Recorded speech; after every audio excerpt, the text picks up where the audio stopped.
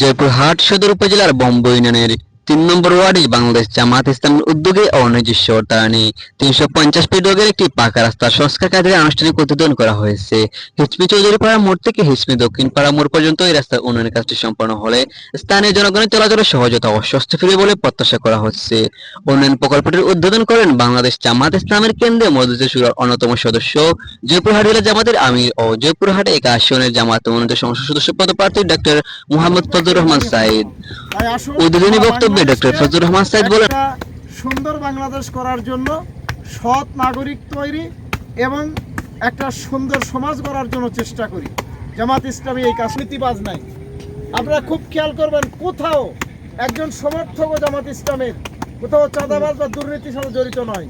কিন্তু কিছু ঘটনা দেখলে অবাক লাগে। ভোলাতে কয়েকদিন একটা ঘটনা, ৫ লাখ টাকা চাঁদা চেয়েছে।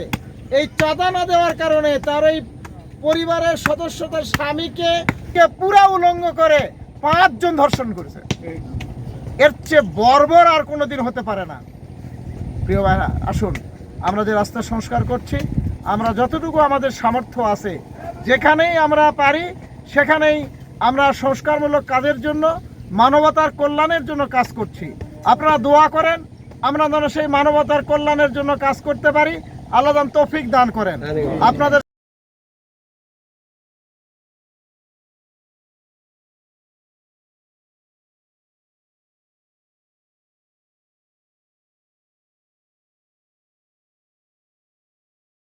স্থানীয় বাসিন্দারা জামাতের ব্যতিক্রমধর্মী ও মানবিক উদ্যোগকে সাধুবাদ জানিয়ে বলেন, এই ধরনের কার্যক্রমে মানুষের মাঝে আস্থার জায়গা তৈরি হয়। অনেকে জানান ভবিষ্যতেও এই ধরনের জনকল্যাণমূলক